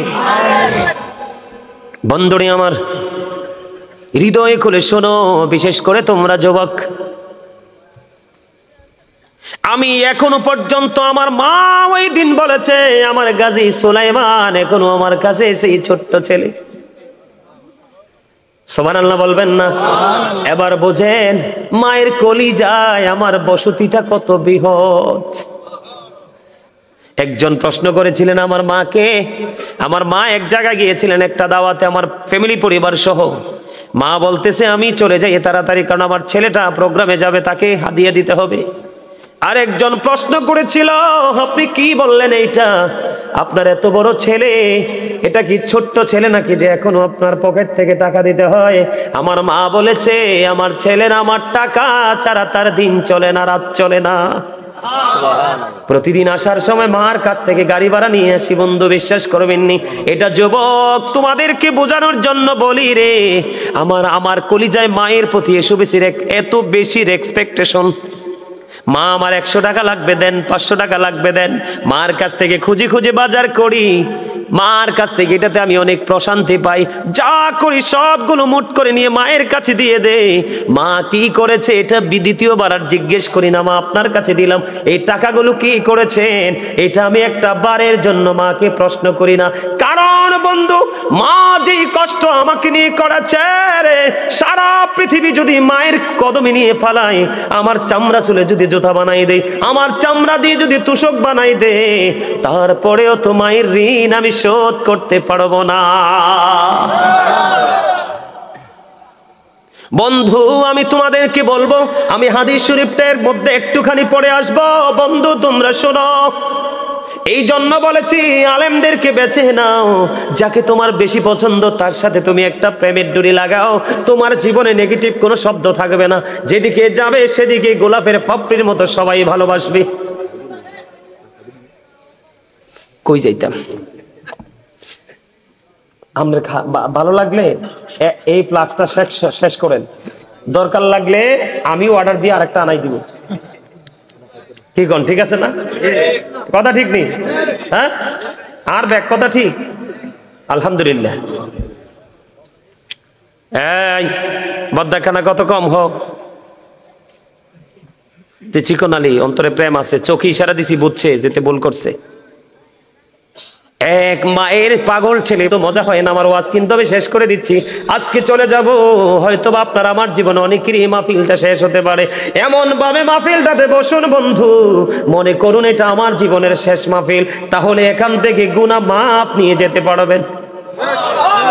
যদি মনে করেন এটা আমার জীবনের শেষ মাহফিল, তখন আপনার মধ্যে মানসিকতাটাই অন্যরকম হয়ে যাবে। আপনার মধ্যে এক বিকট পরিবর্তন আসবে, আপনার মধ্যে তাকওয়া চলে আসবে, আপনি অহংকার মুক্ত হয়ে যাবেন। আর যেই ব্যক্তি যত বেশি একটা ব্যক্তি অহংকার মুক্ত রে, তার কাছে তত বেশি আল্লাহর রহমতটা যুক্ত হয়ে যায়। পাথরটা একটুখানি সরে গেল। এটার সাথে আমি আরেকটা ছোট্ট নিয়ামতে পরিপূর্ণ একটা ঘটনা যুক্ত করতে চাই, যেটা খলিফাতুল মুসলিমিন হযরত ওমর রাদিয়াল্লাহু তাআলা আনহুর জামানায় ঘটেছিল। একজন যুবক, একজন যুবতী, একটা যুবতী একটা যুবককে ভালোবাসতো। প্রতিদিন এই মেয়েটার বাড়ির উপর দিয়ে ছেলেটা নামাজ পড়তে যাইতো। যাইতে যাইতে যাইতে যাইতে একদিন এশারের নামাজের সময় হলো। নামাজ শেষ করে ফেরার পথে যখন বন্ধু বাড়িটার উপর দিয়ে আসতে চাইলো, মেয়েটা এমন ভাবে ছেলেটাকে প্রেম আকাঙ্ক্ষা দেখাইলো, ছেলেটা বাধ্য হয়ে মেয়েটার ঘরে গেল। যাওয়ার পরে ছেলেটার অন্তরে, যাওয়ার পরে বন্ধু ছেলেটার অন্তরে কি হলো, আল্লাহর কাছে দাঁড়াইতে হবে, হিসাব দিতে হবে। তার মধ্যে এই ভয় কম্পন শুরু হয়ে গেল। ওই ছেলেটা সঙ্গে সঙ্গে বেহুশ হয়ে মাটিতে পড়ে যায়। ওমা সুবহানাল্লাহ বলেন না। একটা ছেলে যৌবনে পরিপূর্ণ ভরা, এইরকম একটা ছেলে একটা মেয়ে দুজন একবারে কাছাকাছি হয়ে গেছে, কিন্তু ছেলেটা মেয়েটার কাছে গিয়ে বেহুশ হয়ে গেছে। আপনারা কি বিষয়টা সহজ মনে করেছেন? আরে না, অত্যন্ত ভাবার একটা বিষয়। খেয়াল করেন আমার কথাটা। ছেলেটা বন্ধু বেহুশ হয়ে গেল, পাগল পারা হয়ে গেছে। আপন স্বজনেরা খুঁজতে খুঁজতে মেয়েটাকে এই মেয়ে ছেলেটাকে মেয়েটার ঘরে এসে পাইলো। পাওয়ার পরে বাবা বাড়ি নিয়ে গেল। বাড়ি নিয়ে যাওয়ার পরে ছেলেটাকে প্রশ্ন করলো, বাবা গো তুমি কেন গিয়েছিল ওই মেয়েটার ঘরে, আবার কেনই বা তুমি অজ্ঞান হয়েছো, সেন্সলেস কেন হয়ে গেলা? বাবা বাবা গো, প্রতিদিন এই মেয়েটা আমাকে প্রেম আকাঙ্ক্ষা দেখায়, আজকে কেন যে আমি চলে গেলাম। যাই হোক আমি চলে গেছি বাবা। মেয়েটার কাছাকাছি যখন গেলাম আমি দেখতে পাইলাম একেবারে নোংরা একটা সময়ের মধ্যে, আমি নোংরা একটা সময়ের দিকে আমি এগিয়ে যাচ্ছি। তখন আমার মনের মধ্যে আমার মালিকের কথা মনে হলো, আমার মালিকের দরবারে দাঁড়াতে হবে গো, কেমন করে আমি চক্ষুটা দেখাবো আল্লাহকে। এই ভয় এই চিন্তায় আমার মধ্যে একটা আলাদা একটা অনুভূতি চলে আসলো। আমি বেহুশ হয়ে গেছি গো বাবা। এই কথা বলার পরে ছেলেটা পুরো বিস্তারিত বন্ধু ঘটনাটা বলে ফেললো। বলার পরে আবার পুনরায় সঙ্গে সঙ্গে সে বেহুশ হয়ে যায়। আর এই বেহুশের সবার সামনে তাৎক্ষণিকভাবে সে মারা যায়। ইন্না লিল্লাহি ওয়া ইন্না ইলাইহি রাজিউন। ছেলেটা বেহুশ হয়ে গেল এবং ইন্তেকাল করলো। ইন্তেকাল করার পরে তার কাফন দাফন সবকিছু হয়ে গেল। হওয়ার পরে হযরতে ওমর রাদিয়াল্লাহু তাআলা আনহুকে জানানো হলো। ওমর রাদিয়াল্লাহু তাআলা আনহু কবর পেয়ে চলে আসলেন। চলে আসার পরে বন্ধু এই ছেলেটার কবরের পাড়ে চলে গেলেন। কবরের পাড়ে গিয়ে যে তিনি বন্ধু ছেলেটার জন্য দোয়া করলেন আর বলতে লাগলেন, যিনি অপরাধ করতে গিয়ে আল্লাহর কথা মনে করে আল্লাহর দরবারে দণ্ডায়মান হতে হবে, আল্লাহর দরবারে হিসাব দিতে হবে, এই ভয় কারো হৃদয়ে ধারণ করে যদি কেউ যদি অপরাধ থেকে বেঁচে থাকে, তাহলে আল্লাহ রাব্বুল আলামিন খুশি হইয়া ওই বান্দার জন্য 2টা জান্নাত বরাদ্দ করে দেয়। হযরত ওমর বলতেছে বন্ধু, হযরত ওমরের বক্তব্য চলতেছে। এই চলতে চলতে কিছুক্ষণ আগে বন্ধু, কয়েক ঘন্টা আগে ছেলেটাকে দাফন করা হলো। ওই যুবক ছেলের কবর থেকে আওয়াজ বের হয়ে আসতেছে। ও হযরতে ওমর রাদিয়াল্লাহু তাআলা আনহুকে ডাক দিয়ে বললেন, খলিফাতুল মুসলিমিন আপনার কথা সত্য, আমার কবরে দাফন করার সঙ্গে সঙ্গে আমি 2টা জান্নাতে পেয়ে গেছি। আপনি যত বেশি নেইমারকে ভালোবাসবেন আপনার চরিত্র তত খারাপ হবে। আপনি যত বেশি মেসিকে ভালোবাসবেন আপনার চরিত্র তত খারাপ হবে। আপনাকে বলবে ভেরি 100% ক্যারেক্টারলেস, কথা কয় না? আর যত বেশি আলেমের কাছে আসবেন আপনার প্রিয় হতে হবে আলেম, যিনি এলেম এলেম এলেম এলেম ওনার মধ্যে যোগ্য আছে। আপনি যত একজন আলেমের সাথে ভালোবাসবেন, আলেমের ভালোবাসা মানে তাকে পাঞ্জাবি কিনে দেওয়া না, আলেমের ভালোবাসা হলো তার কথাগুলোকে ফলো করে বাস্তবায়ন করা। হ্যাঁ বলো হুজুর দিতে পারবো না, দিতে পারবেন, সব দিবেন, তবে আপনার মধ্যে থাকতে হবে সবার আগে আমার ভালোবাসার মানুষকে আমি ফলো করব। কথা কি বুঝেন নাই?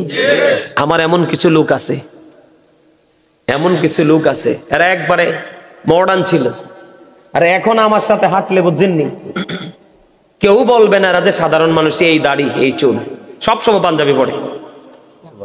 সুবহানাল্লাহ বলেন না? অনেক আছে। এক ছেলে অস্ট্রেলিয়া থেকে ফোন করছে, অস্ট্রেলিয়া থেকে ফোন করে বলতেছে, হুজুর জীবনে কত হুজুরের ওয়াজ আমি শুনছি, কিন্তু আপনার নামাজের ওয়াজ আমার কাছে এত বেশি হৃদয় ছুঁয়েছে। হুজুর আমি এক্ষণ বের হচ্ছি, আজকে থেকে আমি কথা দিয়েছি আপনাকে, এক ওয়াক্ত নামাজ আমি ছাড়বো না, আমি জায়নামাজের জন্য বাজারে যাচ্ছি। এটা হলো প্রেম, এটা হলো ভালোবাসা। এই ভালোবাসাই মানুষকে নিয়ে যাবে চিরস্থায়ী প্রেমের সাগরে। বুঝেন নাই? প্রেম সাগর কোনটা? আল্লাহ রাসূলের সন্তুষ্টি। বন্ধুরে আমার 2 নাম্বার অপশন চলে গেল। 3 নাম্বার হলো তৃতীয় ব্যক্তি। বন্ধু তৃতীয় ব্যক্তি তিনি তিনার দরখাস্ত দেবে, ওনার জীবনের কর্মটা বন্ধু এতটাই তাকওয়া সম্পূর্ণ, এতটাই প্রেমময়, বিশেষ করে আমার কাছে বেশি পছন্দ। কারণ কাল হাসরের ময়দানে মানুষ সব কিছু দিয়ে যত বেশি আটকাবে, তার চেয়ে বেশি বিপদে পড়বে মানুষের হক নিয়ে। কথা কয় না? আমি আপনাদেরকে আজকে বলে দেই বন্ধু, আপনাদের জীবনে যদি পরের হক মারার মতো কোনো ঘটনা না থাকে, তাহলে মনে করবেন আপনার মৃত্যুটা বন্ধু স্বস্তির হবে, নেয়ামতের হবে। তৃতীয় লোকটার দেখেন না, তৃতীয় লোকটার তাকওয়াটা বন্ধু কেমন। উনি বন্ধু, ওরা আমাদের এলাকাতে আমাদের